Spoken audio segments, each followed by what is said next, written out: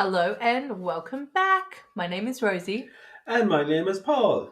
and this Is Sinister. Sinister.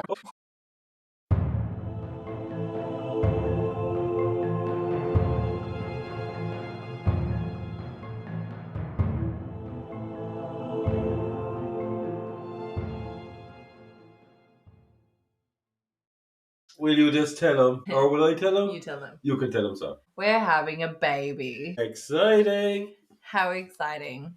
We That's why we've been a bit lazy lately with the podcast. have been a little bit lazy, a little bit of pregnancy tiredness from the both of us. Yeah, me too. Yeah, well, we have had a lot of recent episodes involving children, and that kind of has partially been, I suppose, because I thought I wouldn't be able to research cases like that after we have our child. But as much as we are going to keep doing a few of them while we can, I did want to bring it back to an adult case because I feel like they're just a bit more palatable for the most part, if that makes any sense. You're just getting soft. I am. We know you are. I know. I cried all throughout, like researching the Anna case. It absolutely destroyed me, and I know that was probably the hormones, but I need to deal with adults. It doesn't make it much easier, but Well, that was a sad case in it, sort of.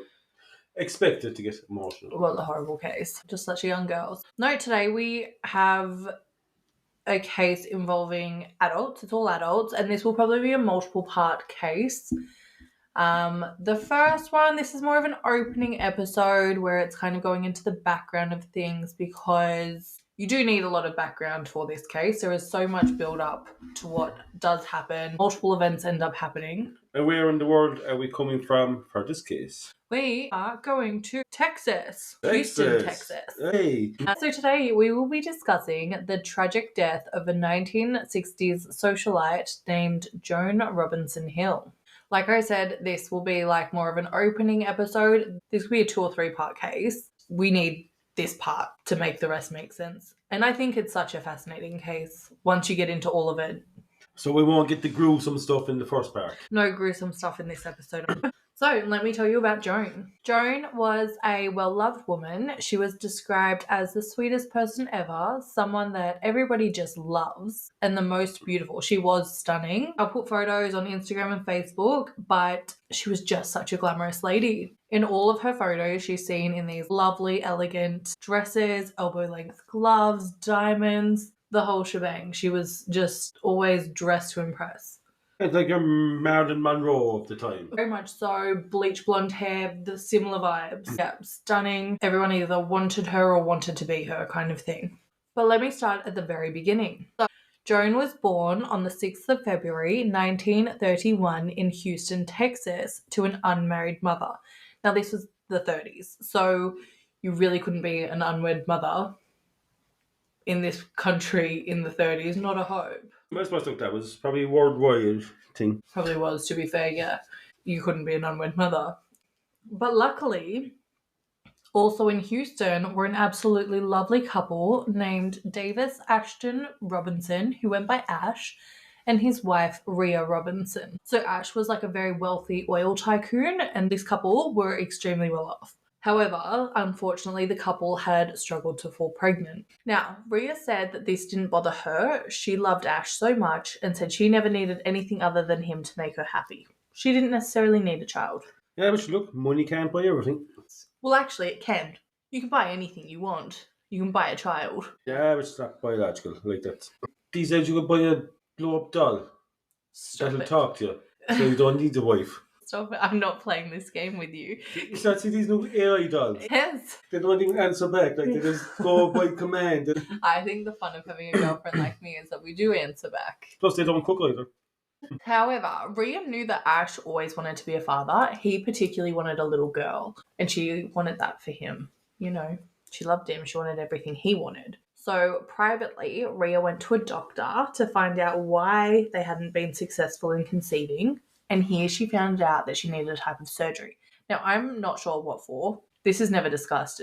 We don't know what the surgery was, what was like wrong internally for Rhea. Yeah, but said back in the 1930s, they wouldn't have medical equipment or whatever, studies that could explain why mothers couldn't have kids. I guess that's true too. Like, yeah, the 30s were a completely different time. Medically, we're going back. That's It's, that's 100 years ago, like. it is. It's nearly 100 years, and the amount that medicine has grown in the last 100 years is astronomical. Yeah, would you think like that they wouldn't have surgery for? How would they even know what kind of a surgery they'd have to do?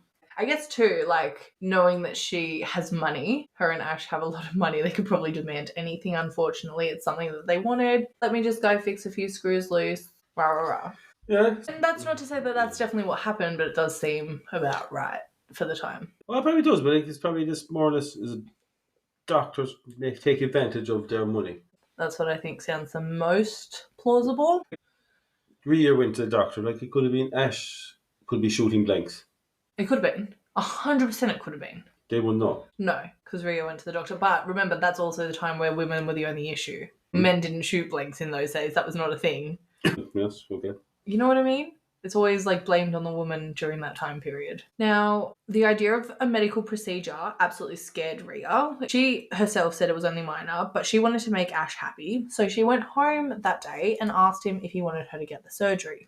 Now, Ash never pushed her. He made it super clear that this was Rhea's decision. She could do whatever she wanted with her body, but obviously she chose his happiness and decided to get this whatever minor operation. Yeah, like I said, described as minor even by Rhea. So I'm not sure what that could have possibly been to suddenly allow you to conceive children. Yeah, it's interesting. Anyway. Mm-hmm. Yeah, look. I presume there's no medical evidence of any of these surgeries or. I would say no. Like, I've done so much research, there's nothing on mine. I don't know. It's weird. Regardless, this procedure never worked. Or I don't know if it never worked, but they never had luck conceiving regardless. Maybe we could have thinking that's not going to work either. Yeah, that was the theme we were going with. Yeah, absolutely. However, Ash never blamed her, rightly so. He told her that they could absolutely live without a child. But I believe this would have been on Ash's mind for quite some time because after a little while, Ash took Rhea out for dinner to discuss an adoption centre he had heard of and how they were discreet and that could possibly be an option for the two of them. Which that's always an option. What was Ash's idea to go to this? It was Ash's idea for this adoption centre. He really wanted a little girl. Rhea could have kind of gone with or without a child. But like you say, adoption centre, like what is this? It's kind of a shop full of babies. Well, that's what it ends up being described as by Rhea, and we will further get into that when they go visit. There's a basic kind of a maternity ward for unmarried women. Basically, where unmarried mothers can go there when they're due, kind of thing, to be looked after. Medical bills are all covered, everything like that. And they're probably paid in for their kid. Yes, they're paid for their child. But then people are paying big money for these babies. It's a different time. Also, look, if there's a market there for it. Yeah. And it's supposed to look.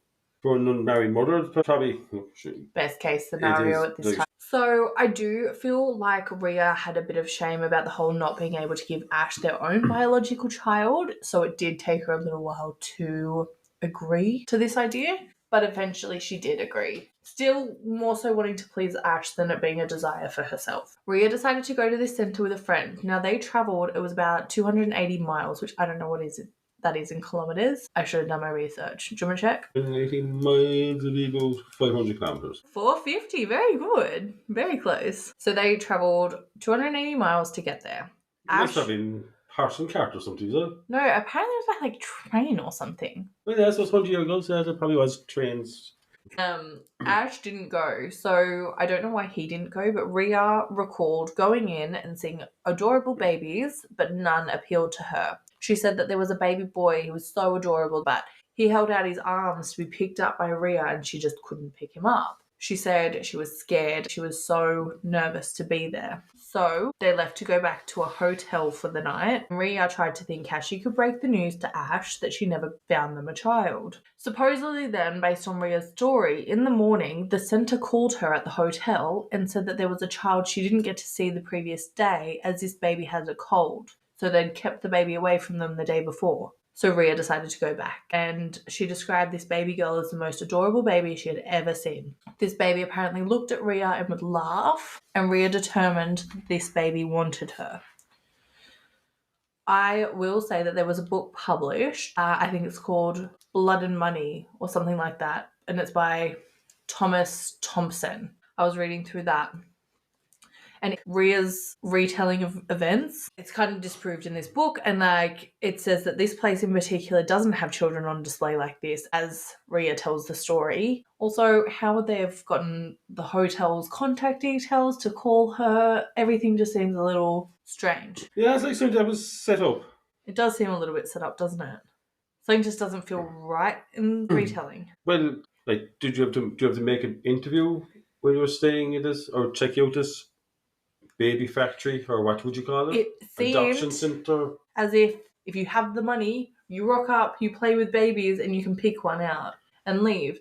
Whereas this place apparently, even back in the 30s, had a very strict policy with getting information, doing background checks, and like if the babies weren't on display like that, they would come and be suited to the right person. But someone at the center must have known Rhea was staying in this hotel. Right. With all the money she had, they had to have a mobile phone.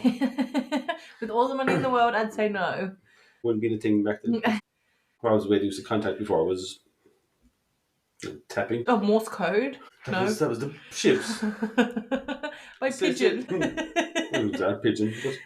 The thing that tap. It's in the. What would you send? Oh, you probably thinking your text. It's text. It's a text. It's not a fucking text. How would you send? A text. How do you use it today? Oh my days. I know. It's kind of a radio kind of message that they send. I actually have no idea what you're talking about. I'm really sorry. So, regardless of what the book has said, whether or not this happened the way Rhea retells it, that's her account. And that's all we can go off. Now, that little baby that Rhea met was 1 month old Joan Olive. And Rhea took her home that day on a train where Joan would become Joan Robinson, and she was cherished and loved so very much. But she brought the baby back that day.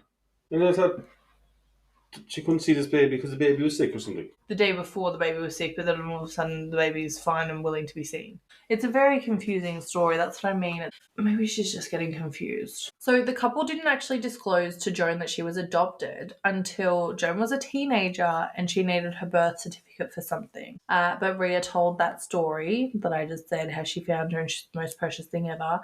And she made it clear that she chose Joan over every other baby, and that made her feel so special that Joan didn't care anymore. She didn't care who her biological parents were, and that was the last time they ever mentioned biology. So she knew she was adopted. Yeah, later found out she was adopted. No one cared. Her mum was her mum and her dad was her dad. That's all that mattered. And as I said, she was loved. The couple fell madly in love with Joan, and they wanted the absolute world for her. Rhea was very kind and tender, while Ash was described as being more overwhelming towards Joan. Many actually described him as obsessed. Now, I'm not saying it was like an unhealthy, disturbing type of obsession, but I think he just so desperately wanted a baby girl that Joan was getting everything in the world that she ever wanted. However, going on Rhea's story, I'm going to add this briefly. This could be super duper false, just telling rumours, but this is so scandalous if it's true. As I said, Rhea's story doesn't make sense to the author of a particular book. Now, at 30, Joan apparently wanted to find her birth parents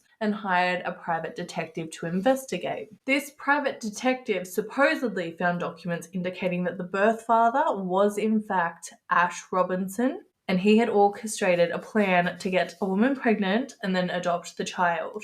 That her father was her original. A birth father too. Okay. I mean, like, he's got all the money in the world to do things like that, but there is no, like, indisputable proof. Supposedly Joan ripped up that document and decided her mother was a mother and father was the father, all that good stuff, and nothing else mattered. And Ash has since denied being, like, Joan's biological father.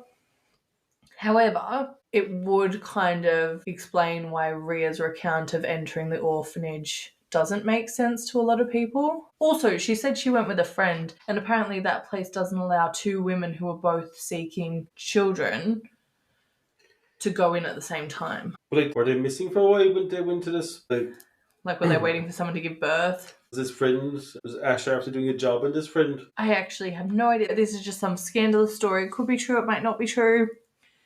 These were rumours, they've been denied. Well, does this friend, like, of Rhea's, does she hang around in this? Nope, she's never discussed again. You never discuss it. No. Yeah. Okay. I know. It's really, it's interesting. I like, as much as this is like the boring behind the scenes stuff, I find this stuff so interesting and scandalous.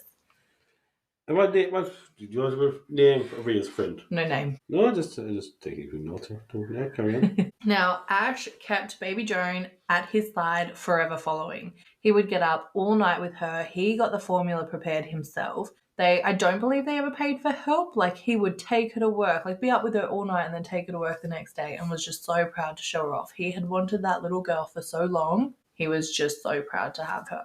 Then there was even this newspaper later in Joan's life, and it asked Ash about Joan when she was a teenager, and Ash wrote a massive paragraph about her.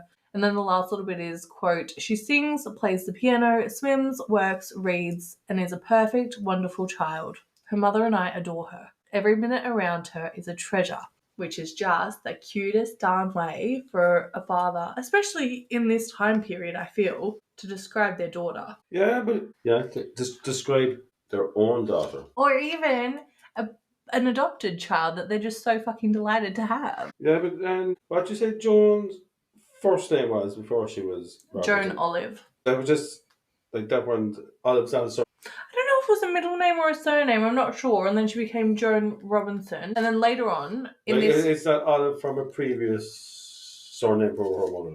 I'm not sure if it's a previous surname of her mother or if that's just a middle name and they would never gave her a last name because she was always in this adoption centre. But there was never any There's no Olive in this story. There's no one with the last name Olive. But there's no name for Joan's mother. No name. Just an unknown, unwed mother.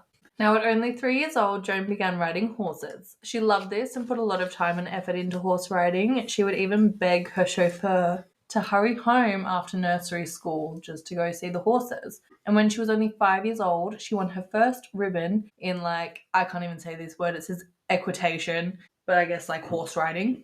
Equestrian. Well, like equestrian means something else. Equestrian is like an equestrian. Yeah. I feel like it has to be something else. And this was at the Houston Livestock Show and Rodeo. Other girls in that competition were like up to the age of 12, and she won a ribbon at 5. I think that's very, very impressive. Joan's passion for horses only ever continued, and she began excelling in this sport. She pursued this well into adulthood, winning multiple national titles. She would obtain a first or second place in almost every contest she entered between 1938 and 1945, which I think she entered like 500 contests or something. And there was like to win first or second place every single time.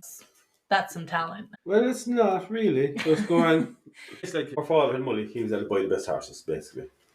Want to have a good horse? Well, no, actually, I didn't add this because I just didn't find it too interesting because I'm not a horse person like you. But I found that a lot of the horses that she did have were like, she would find this old rundown horse. There was one horse that was giving rides to children in the stables. And the owner was like, we're going to put her down soon anyway. And that was like the first riding horse she had. I think that one's name was Dot. And there was another one. She just loved a horse, fell in love with a horse. There was another one she had. It wouldn't listen to anyone except for her. Other people tried to train it, couldn't train it. She was like a child, would only listen to her. It was just like quirky little stuff. But also too, people speak well of. Yeah, look, she's a dear horses. To be fair, she was having a horse whisperer. Even for the old slugger, the horse that she had that was like running towards the end of its life, the dad paid big money for it. Ash paid big money for it. Just because she wanted it so desperately, and the guy could see that the little rich girl was going to get the horse, so he kept going up in price. Yes, of course, look.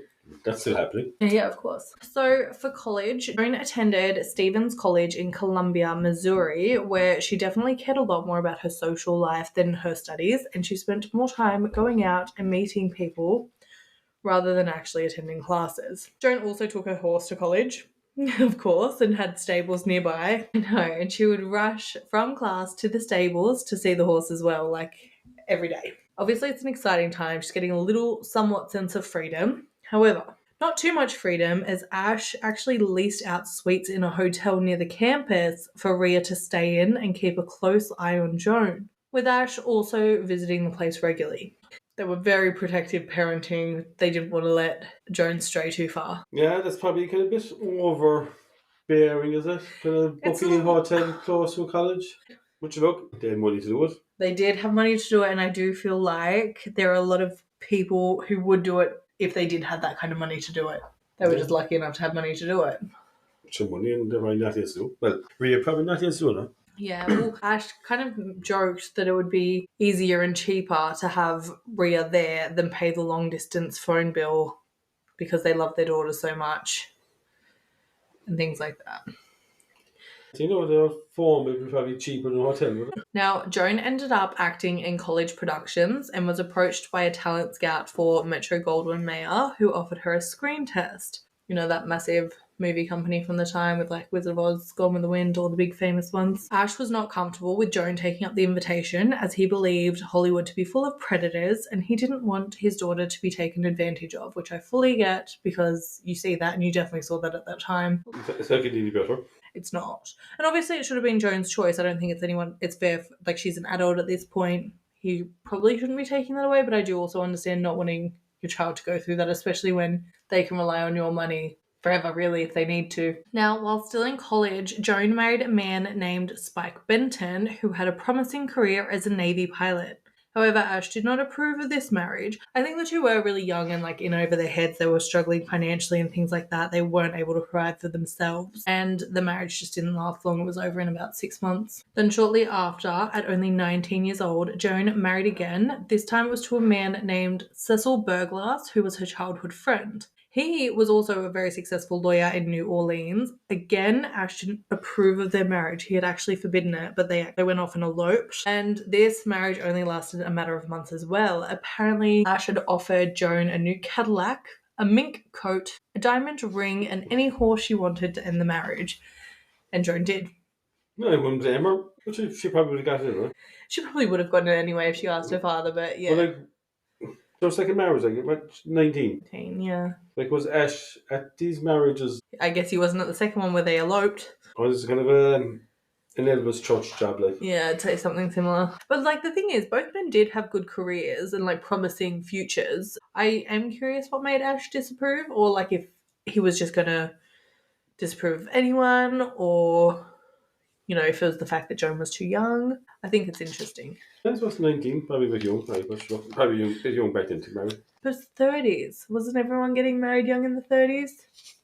Maybe, yeah. It's probably no than that. But after that second divorce, Joan continued living her best life. She continued the horse riding competitions, winning somewhere around 500 trophies, and she became almost like a celebrity around the city of Houston. You know, she came from the wealthiest families, she always dressed to impress, you know, bleach blonde hair, stunning girl, driving around town in a pale green Cadillac she got from the divorce. At night, getting all dressed up in gowns and diamonds. She was absolutely idolized. Like, as I said, the men wanted her and the women wanted to be her. She was the celeb. She was the star. And during this time, Joan would court different men, but Ash would always do background checks on them, police checks kind of thing, like hire private detectives to follow them. One admirer Ash discovered to be gay and told Joan about, and so she just completely avoided any further dates with him. There was also another one of Joan's admirers who was apparently savagely beaten in a dimly lit parking lot, and while he never found out who beat him, he always suspected that Ash was behind it. So even if you want to get near this celebrity, the Marilyn Monroe of the time, like, you had to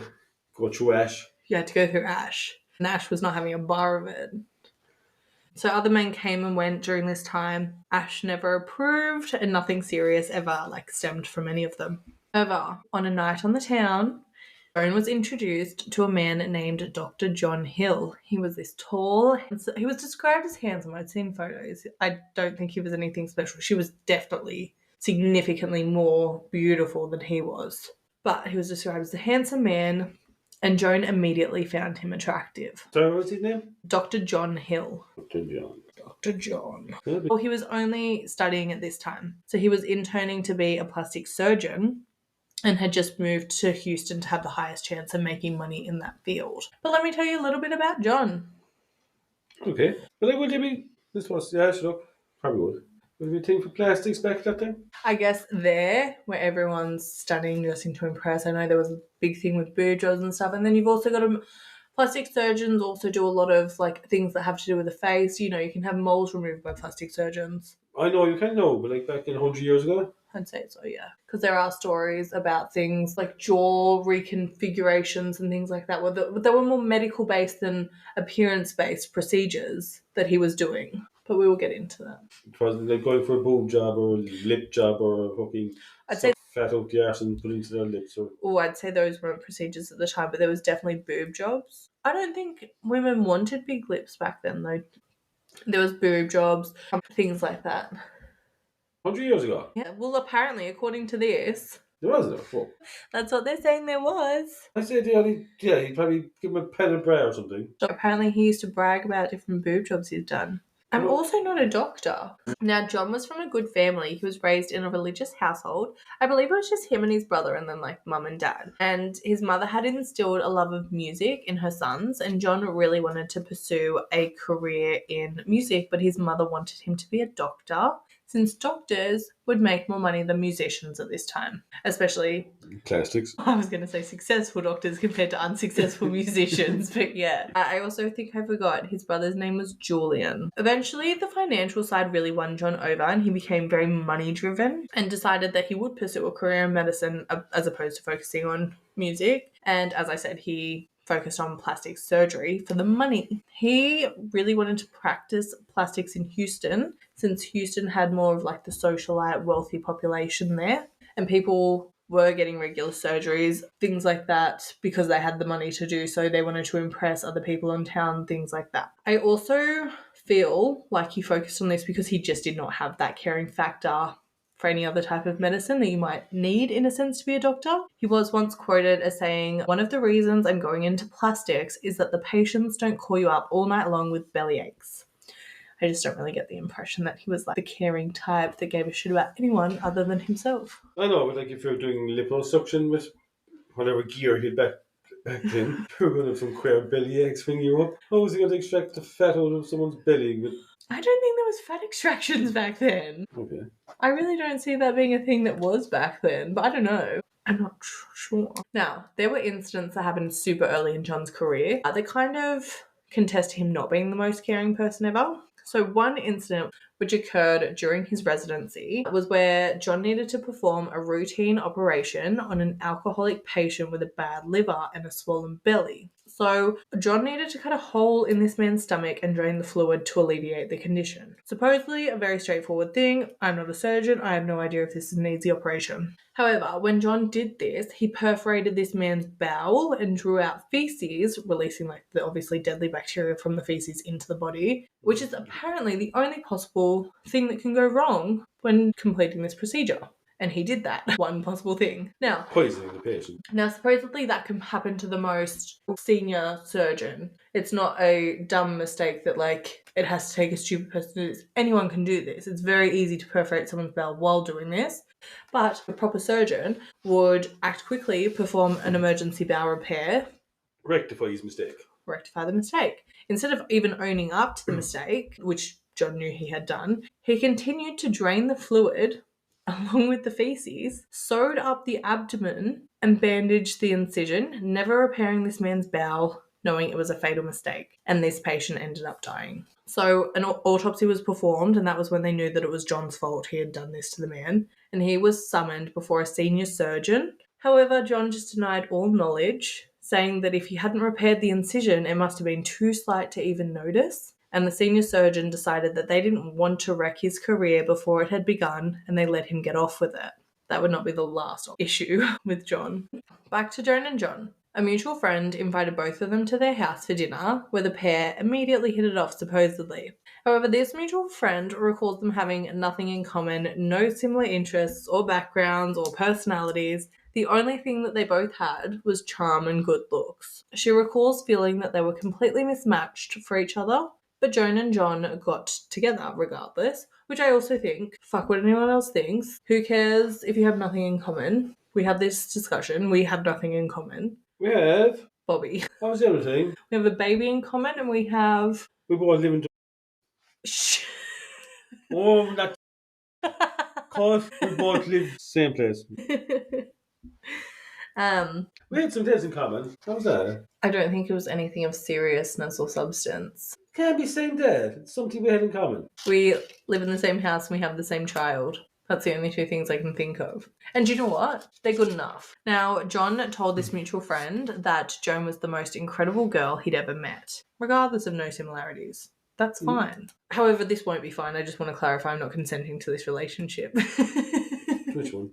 This one, our one's fine. Like, I'm sticking up for it now because I don't think you need similar interests to be in a happy relationship, but that's not to say that this will turn out to be a happy relationship. You're trying to ruin the story, no? I'm not trying to ruin the story. I'm just not saying that they were the perfect couple. Like, it sounds like I'm sticking up for them too much. Okay. Regardless, soon the pair were inseparable. Other people thought they were a match made in heaven. The power couple of the time. The successful surgeon and the beautiful, elegant, high society equestrian woman. But he didn't care for horses. But doesn't matter. Did Ash approve of him? I'd say Ash approved more so of him than the previous partners. Actually, look.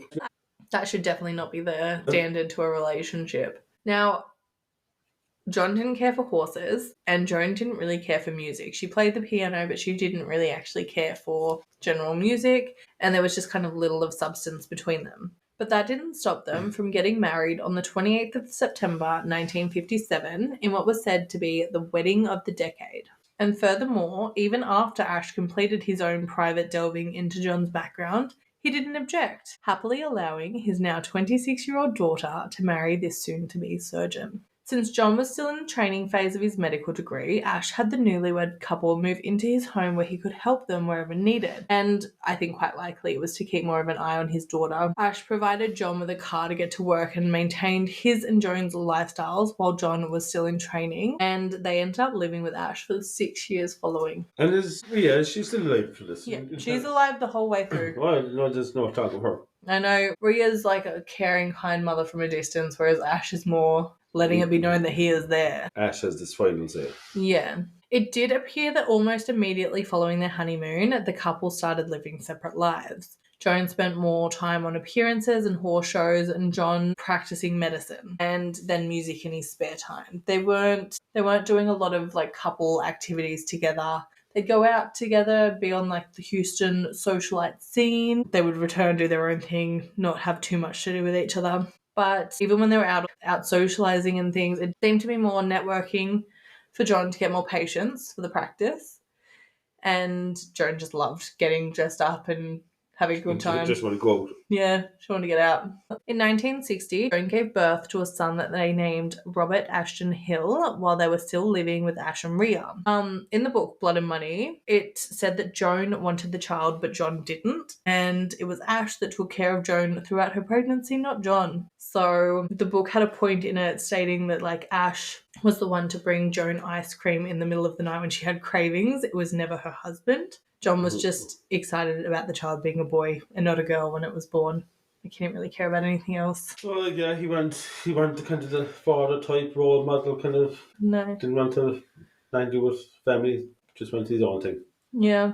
That actually makes me really sad. How many times have you gotten me ice cream this pregnancy? We won't count all that. That just take too long.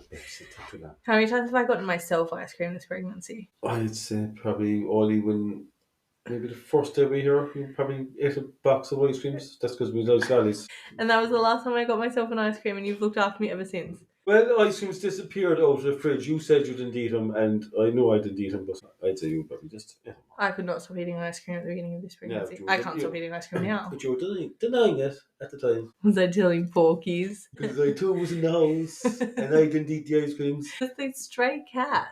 The stray cats, would the stray cats put the wrapper down behind the seat of the coach? I didn't put the wrappers down behind the I seat. found them down behind the seat of the coach.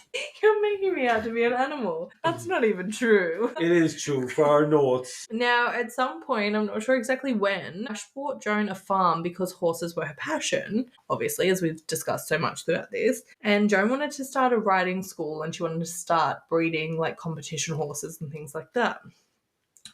So horses and Robert took up Joan's life, and I don't think the married couple cared at all that they had no time for each other. It really just doesn't appear like a loving marriage. And there were also some rumours of John being unfaithful, but they never had much substance to them. Joan never took them too seriously. Like, she always just dismissed these rumours. But they're basically kind of, their wedding was for show more than anything, so. I think, like, He was trying to become the most successful surgeon. She had connections. She did love him. She had the money. Yeah, she came from such a wealthy family. I do believe she loved him. I think she would have loved to spend more time with him. I really do get that impression. And like when other people do discuss their relationship, it was always like Joan was like trying to do whatever she could to make him happy, trying to encourage him to stay home more often, spend more time with her and their son. It's actually heartbreaking. John was just having not even trying to make this work. No, it was like, I am a surgeon, you'll be looked after, but you have to provide me things, and then you get a house to live in and you get to say I'm your husband. Does he not know what Ash is capable of? I'm sure he'll find out, but not in this episode.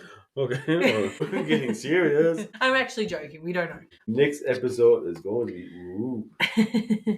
Can't wait. Now, so around this time, there was also talk that Ash Robinson had been discussing around town that the great Dr. John Hill had never so much as bought his son a jar of baby food or contributed to his living arrangement in any condition. A telegraph. A telegraph? Is that what you're trying to... A telegraph's different. Okay. Listen to telegraph and listen to this business. Long ago, telegraphs. I couldn't think of the word. Okay. Go on, carry on. Thank you. It's nowhere too late for it. However, while not contributing to the household or baby food or anything else that was needed, he was able to spend all of his money on music-related items and things like that. While also, Ash had bought him the car to get him to work, and Ash was paying for absolutely everything in their lifestyle. The only thing John was spending his money on was music, which I understand is a hobby of his, but he has a whole family to look after that he's not looking after. Yeah, and you want to be kind of showing that you're pulling your weight, but I'd say with Ash, like, you want to be... I would say he's someone you would want to impress if that was like your father-in-law. Yeah, you were trying to...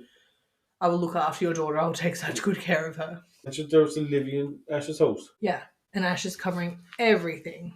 It's weird, isn't it? And he's a surgeon. Like, I know he's only in early days and he's still trying to work up making money, but he's still earning enough to pay for everyone. And he'd be thinking that he'd be able to start saving for his own home and start making some attempt. He's a waster, I promise. Now, due to these rumours going around town that Ash Robinson was kind of saying about John was encouraged to move his family out of that home and was actually given a loan by his future employer to do so. Now, after John's residency was over, he took up a partnership with a successful established plastic surgeon in Houston named Dr. Nathan Roth. And this was the man that loaned John the money to get out of that house, saying that, like, as a successful doctor, you don't want to be associated with rumours like that being said about you. You have to have your own home, yada, yada, yada. And Nathan Roth had assessed him thoroughly first, but here, more medical issues arose immediately. I will start by saying that really recently in this time of John's life, his brother Julian had swallowed a load of pills and committed suicide. So people assumed that would have been playing in John's head at the time. It was also speculated that Julian did that due to John's success that Julian hadn't yet been able to obtain, which would be super sad if that's true. Now, the very first patient John was given in this partnership could have become another medically negligent case for John, and it really should have. So, first patient needed a jaw repair operation, which was supposed to be Dr. Roth's way of starting John off with one of the easiest operations he could get. Like, let's ease you into this, we'll do a really simple one, we'll go from there. Now, while doing this operation, John broke off a piece of the drill bit in this man's jaw, and just like with the bowel perforation, he didn't attempt to fix it or get any help, and he finished the surgery, stitched the man back up, choosing to leave the drill bit embedded in his face.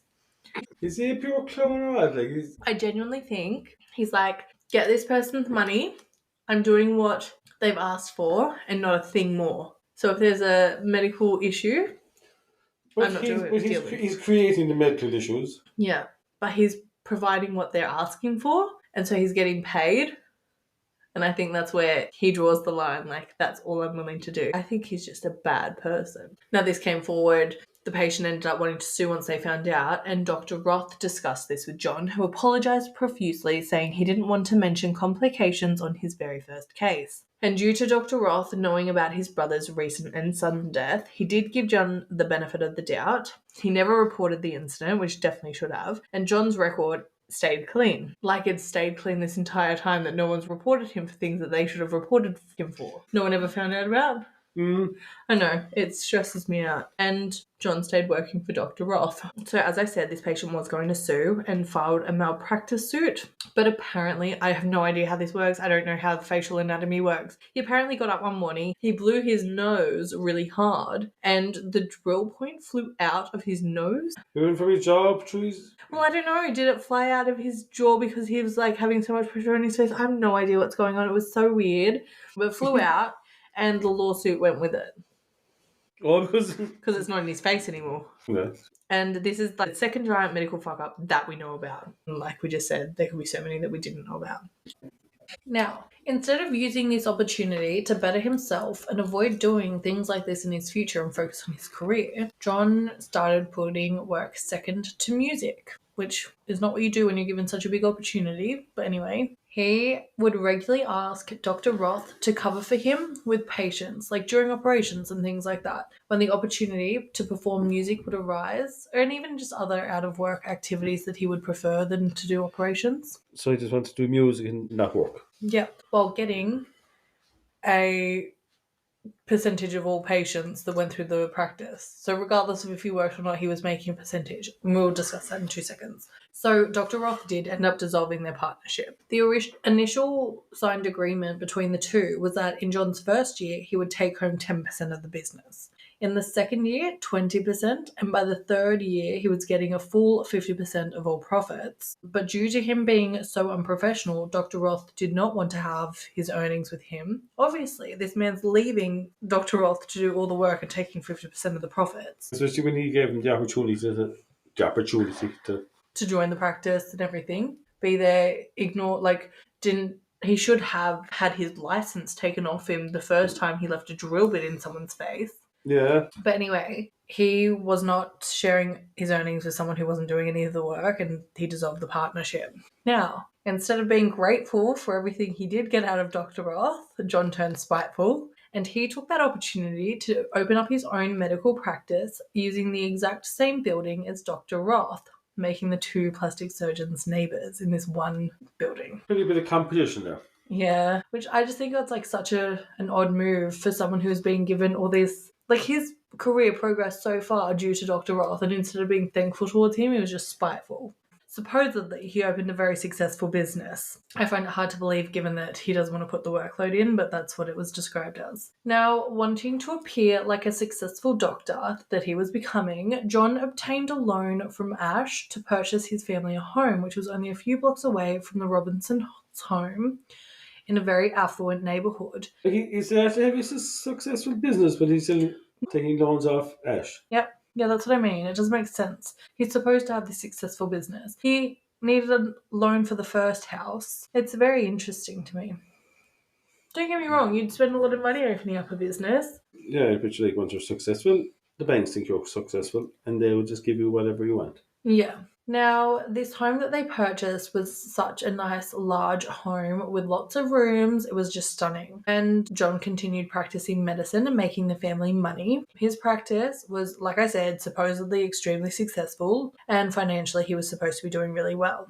But John still had music as his passion, and he wanted to design the perfect music room in their giant house with everything else. He wanted a space for concerts and recitals, like a big ballroom to host big parties and people could listen to him play music and things like that. So without having paid Ash back for the home loan, he requested another loan off Ash of $10,000, which is closer to about $100,000 in today's currency. And he wanted this to convert a former servant's room into a music room for their home. The thing with passions, though, I feel like you have to have the money yourself for them. That's why they call them hobbies. Yeah. Yes, or passions, whatever. Hobbies, passions. If you're not making money, and you are allowed to have hobbies and passions that you don't make money out of, and you are allowed to have hobbies and passions that you have to spend a lot of money on, and I think that is so great. You need to enjoy life and things like that. But I don't think you should You're be asking asking. me? No, I'm saying it. It's a statement. All right, say this like that. You can, I can, everyone can. But I don't think it's something like if you were in a position where you wanted to ask my father for a loan because you wanted to fix up your dark room, I would be so. I feel like, what are you doing? Come on now, cop on a small bit. Forget about the dark room.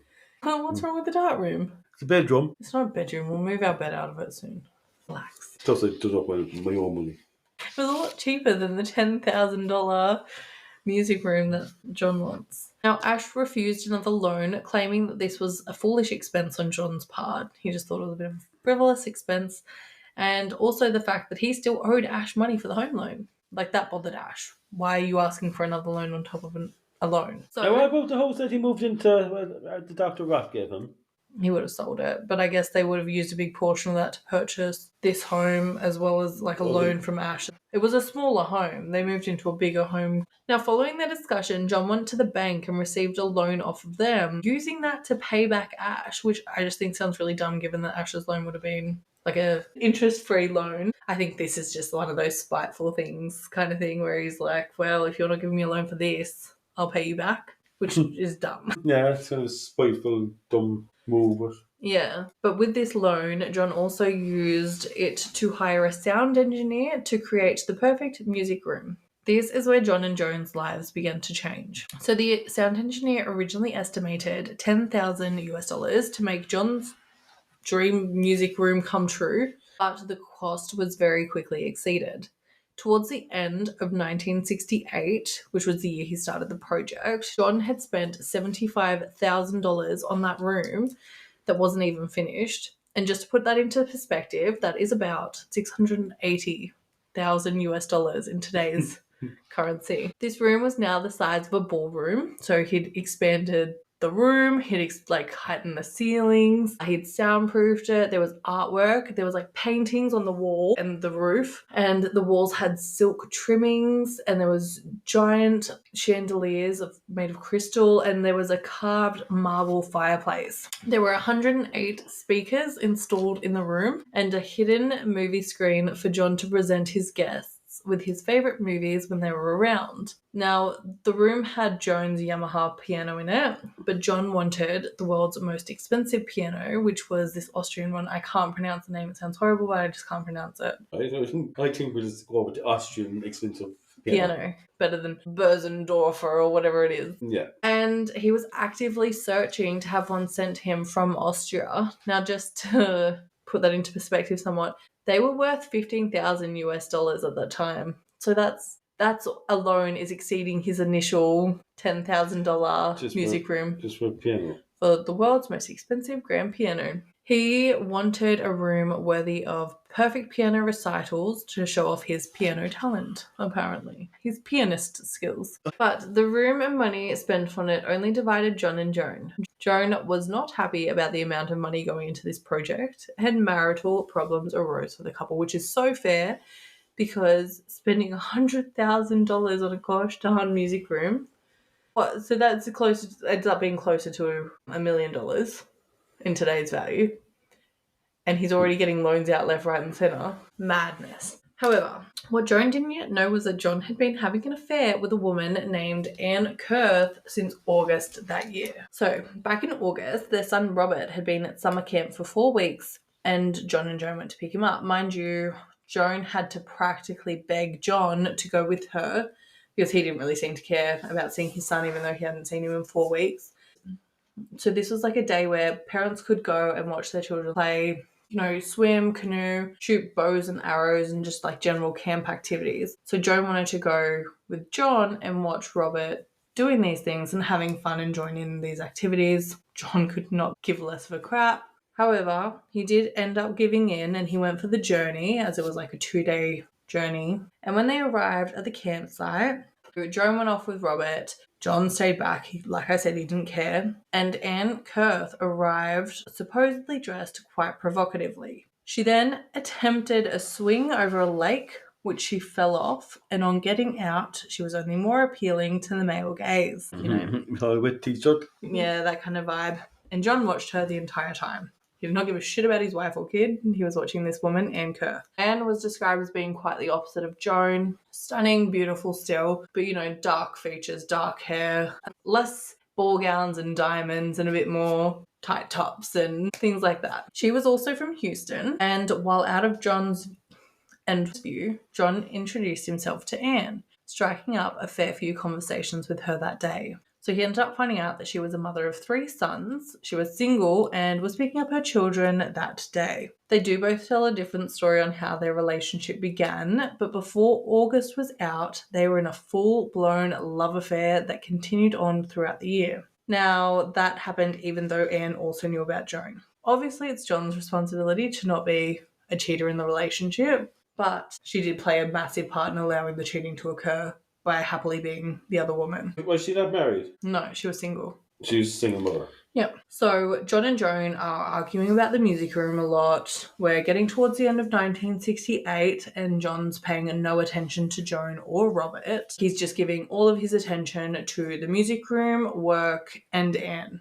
That's all that's taking up John's life at that point. Joan ended up returning home one day to find a note from John on her dresser, and it read, quote, "Things are not good between us. I've gone away for a few days to find myself." Joan immediately began ringing the practice, like his practice, and was told that he was in surgery, but no matter how many times she called, he never called her back.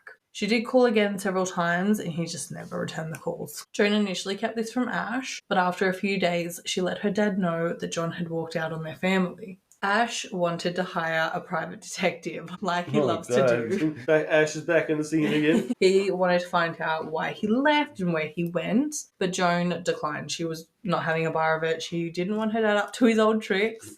I guess she probably wanted a normal marriage where people can leave without having private detectives following them. Private detectives, make you harsh of them. So here, Joan confided in a friend and neighbour named Van Maxwell that John had left. But Van became concerned since Joan wouldn't eat or sleep since he left, which is super sad. Like I said, every person in their life has kind of indicated that Joan loved him a lot more than he loved her. And I just think that's really sad. Yeah, so I say he had the charm at the start, but he was just marrying for the money. Yeah. Basically. She came from a wealthy oil tycoon father. He had a lot to gain out of marrying her. I think it's been €1 million and her $1 million and a music room. So. Yeah. Now, after 2 weeks of silence on John's part, he ended up calling Joan, requesting to meet and talk. Now, it did take quite a while for John to disclose the details, but he ended up informing Joan that he had been having an affair with Anne Kerr and that he was being blackmailed by her.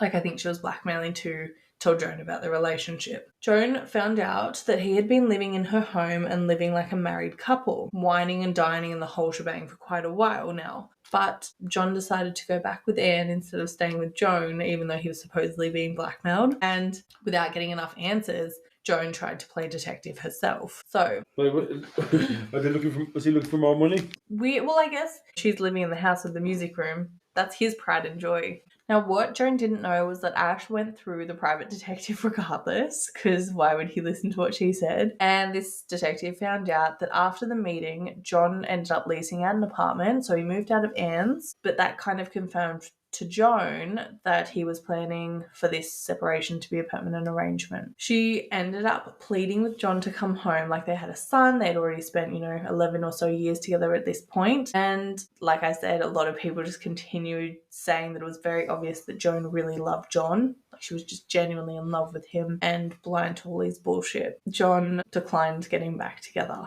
He continued to just make it very clear he did not really care about Joan. And he does just continue to make it clear that he doesn't care about their family or anything. He kind of never did from the start. So, why did she think that he was going to start? No, Yeah, but I guess, before they were married, he did seem to care about her. And I guess there was probably a part of her that wanted that person back. But they were back from the honeymoon and they just went their separate ways. Yeah, but that's not to say that was Joan's decision. I'd say that had a lot to do with him being like, I'm a busy surgeon, leave me be. You go play with your horses. But that's what she done. That is. And she was happy with that. Yeah. But how did she think that he was going to change? 11 years later? I don't know. And it seems like he got so obsessive with his newsroom, he ended up spending $100,000 back in the day. Yeah.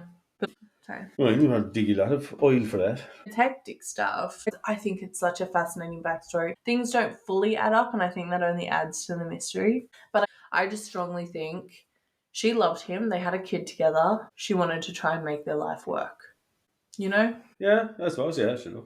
Not to say it's not sad, not to say it's not a terrible life. Yeah, I was just going to say it would be hard to see it happening. But also to what, third marriage? Yeah, but I suppose, yeah, but the first two were. She was a baby. And Ash had his.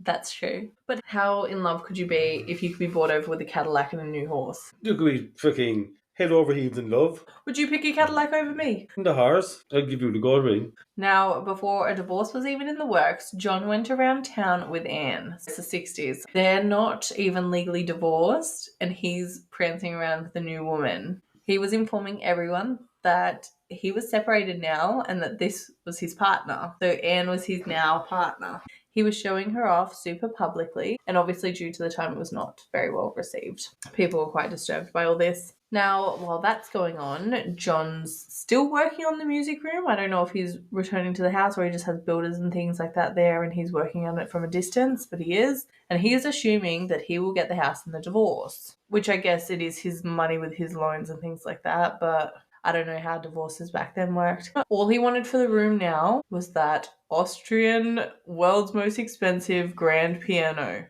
Has that came out? It's not yet. He hasn't been able to get his hands on it until now. Now, this is supposed to be like the snobbiest instrument in the world.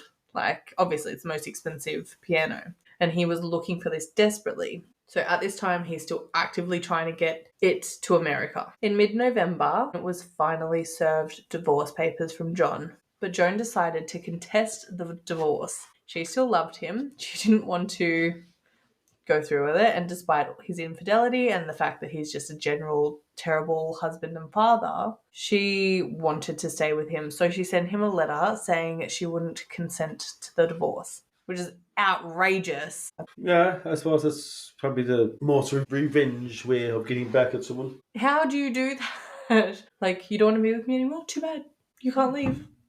Like, that's insane to me. Now, at this time, Joan also spoke to her father and told him that she just loved John too much and didn't want to go through with the divorce. And Ash, being Ash and taking everything upon himself, well, he decided to contact John and he arranged a meeting. Now, during this meeting, a letter was written up by Ash, but it was signed from John agreeing to rekindle their relationship, like Joan and John's relationship, and he was going to be a good husband and father. And given any possible future separation, Joan would be entitled to the house, right? Oh, this is a bullet to the head contract. Situation, yeah. It could have been over loans, it could have been over anything, and had to give it to Joan. This occurred early December 1968. Now, there is only speculation about why he would agree to sign this paper. Obviously, it's pretty easy to see why he might. Ash can be very convincing with certain things. But regardless, he signed this paper. He withdrew his divorce papers. He moved back into the house that evening with Joan and Robert, and he was supposed to stop all contact with Anne. But do you think he was capable of doing that? Well, no. He got his urges again in his pants. Exactly. So that night, John and Joan had a little reconciliation dinner with friends where Joan confided in one of her friends that John doesn't care about her, their son, or anybody else, that he only cared about the music room, and she'd wished they never started building it. Which is like horrible and sad. She's feeling like her life's over one decision. Yeah, but what had she actually any choice in this music room? Was she actually? It was not her music room. It was clearly John's music room, and that was it. Yeah, it's like it wasn't they were building. It was he was building it. She's just there for the ride. Regardless of it all, Joan was just happy to have her husband back, even though he did not look too happy himself. John immediately started contact with Anne again. The affair never stopped. And even on Christmas Day, he told Joan that he had to work, and he spent the day in a hotel with Anne instead of being with his wife and child. So Joan attempted to better herself to become someone her husband would want in an attempt to stop him from straying again. As if it was her problem that he cheated. Like, he's the problem, she's not the problem. So is she going to go back to Dr. Pat for a bit of plastic surgery? Absolutely not. Like I said, she's stunning. She didn't need anything. So, but what she did, want to do, which makes me sad. So she attempted to quit smoking. She was a big smoker. He always told her how disgusting it was, all these things.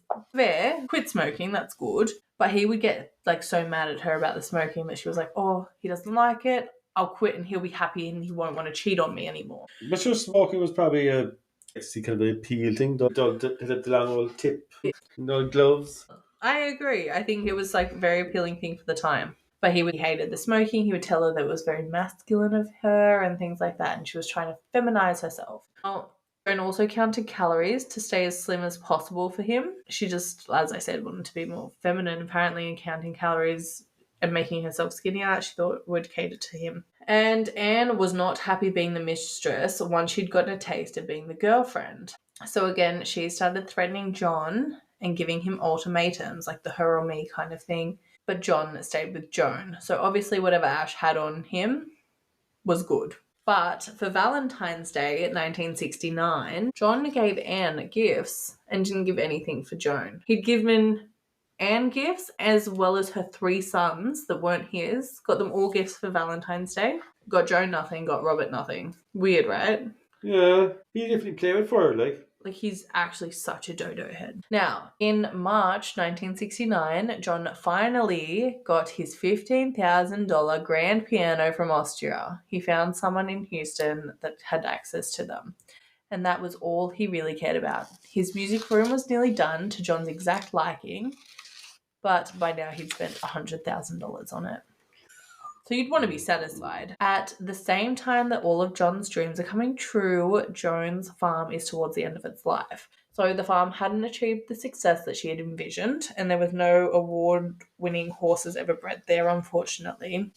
And it wasn't making money. It wasn't the big riding school that it was supposed to be or anything. And Ash decided he wanted to sell it instead of continuing to pump money into it when it wasn't going anywhere. Oh, Ash wanted to sell it. Ash was the one that wanted to sell it because he'd purchased it for Joan. And he was just spending a lot of money on it, kind of for nothing, unfortunately.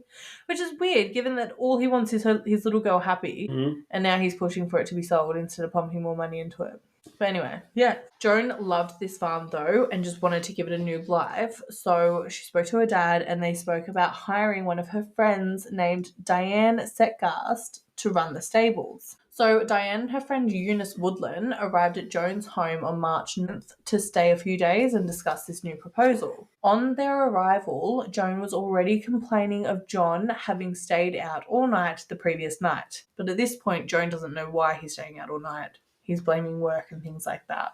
John ended up arriving home later and took all 3 women out for dinner, but they mostly just discussed Diane's new possible job at the stables. John's pager went off during dinner and he left, promising to return to the house later with pastries, as if that's making up for all the times he's disappearing. Now, John returned to the house late that night with the pastries, as he'd said, handing out each to a specific person. The guests said they didn't feel like they had any say in what they were given, but again, John's pager went off, and he left, not returning again that night or even the following day. He returned the following night.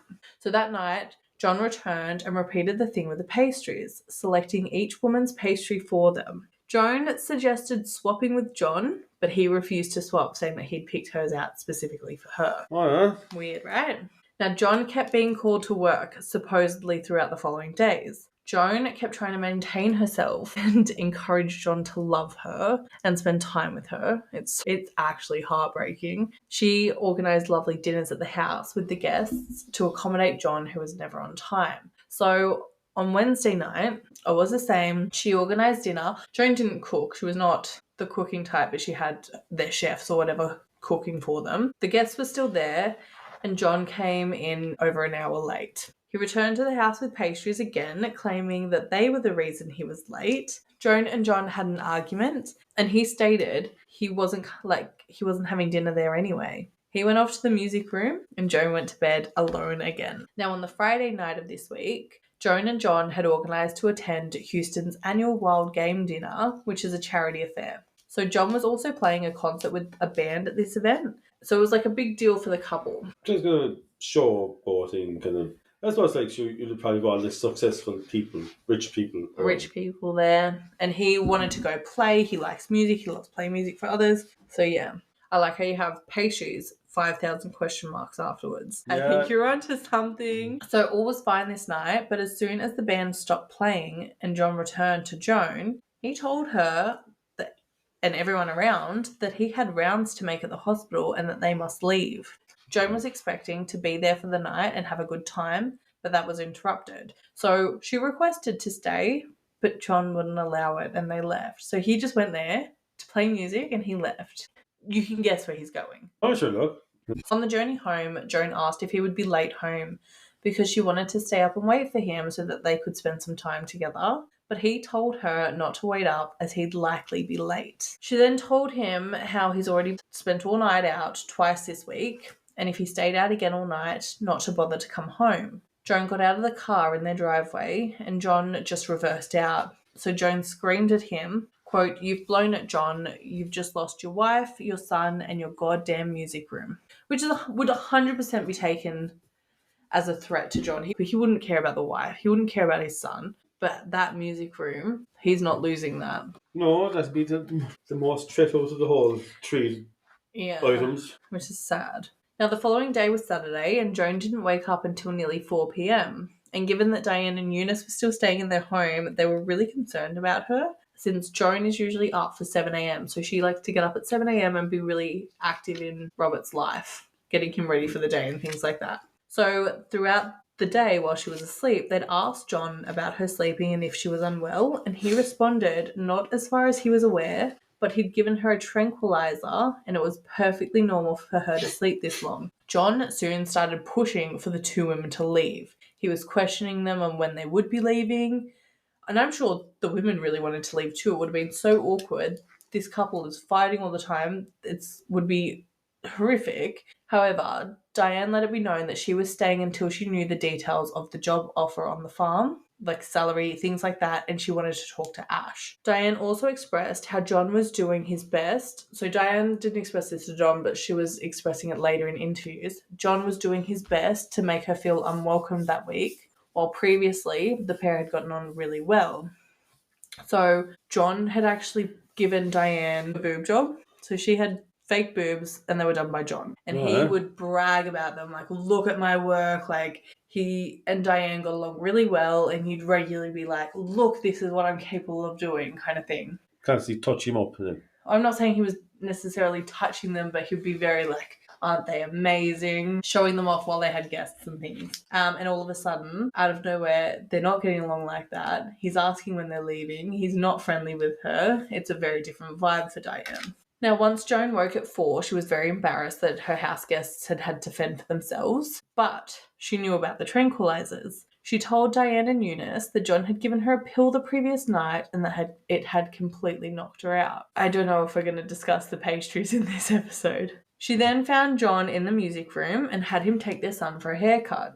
So John and Robert left the home, not returning until after 7 p.m, meaning that they were gone for more than 2 hours, which Joan felt was an extremely long time for a haircut. And especially since, John didn't really care for his child. He wasn't going to go out of his way to spend extra time with him. So it would just be like a take him to the barbers and take him back home situation. So Joan ended up asking Robert what they were doing all that time, since a haircut would never take that long. Robert didn't really want to answer the question though. Apparently he got quite squirmish and he said no, not to tell anyone. But eventually Joan was able to get Robert to tell her that they had gone to Daddy's apartment. Joan found out from her child that John still had his apartment that he had during their separation.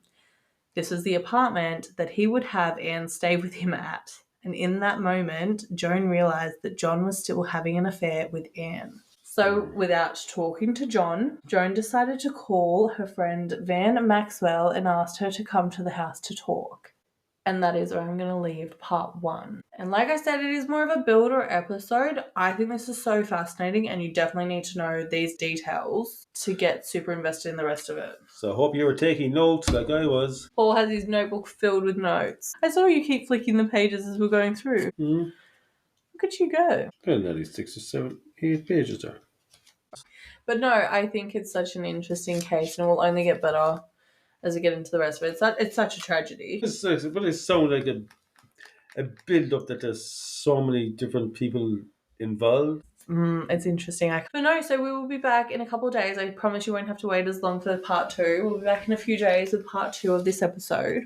Cool. Can't wait. Exciting stuff. Cool. And we will see you then. See you soon. We hope you enjoyed. Bye. Bye.